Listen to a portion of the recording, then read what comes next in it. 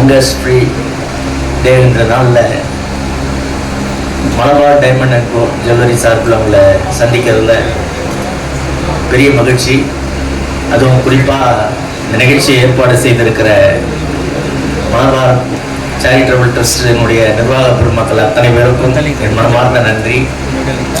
வருகை தந்திருக்கிற மாநகராட்சி மன்ற உறுப்பினரான ஏழுமலை அவர்களுக்கும், நிகழ்ச்சியில் பங்கேற்றுக் கொண்டிருக்கிற பத்திரிகை மற்றும் ஊடகத்துறை நண்பர்கள் அத்தனை பேருக்கும் என் மாலையான வணக்கத்தினை தெரிவித்துக் கொள்ள கடமைப்பட்டிருக்கிறேன். மலபார் சேரிட்டபிள் ட்ரஸ்ட் மூலிமா இன்னைக்கு இந்த நிகழ்ச்சியின் பசி மற்றும் ஊட்டச்சத்து குறைபாடு உள்ள குழந்தைகளை நிவர்த்தி பண்ணுகிற ஒரு நிகழ்ச்சியை இப்போ நம்ம காணொலி காட்சி மூலியமாக பார்த்துருக்கிறோம்.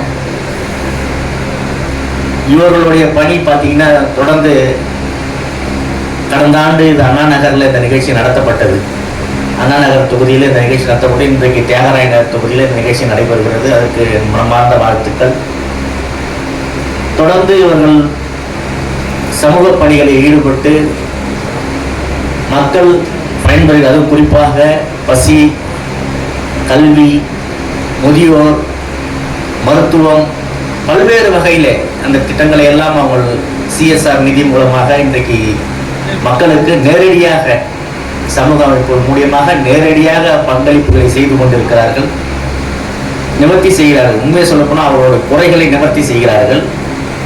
அப்படி பசியற்ற உலக திட்டத்தின் மூலம் இந்தியாவில் மட்டும் மலபார் கோல்டன் 167 நகரங்களில் தினமும் 60,000 உணவுப் பொட்டலங்களை வழங்கி கொண்டிருக்கிறார்கள்.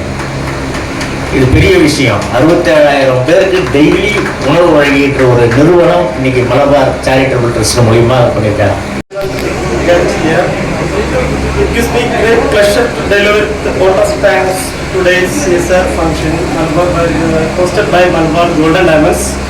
First and foremost, I would like to express our heartfelt gratitude to respected Kerala Honorable MLA Tinagar for gracing this occasion with his valuable presence and support.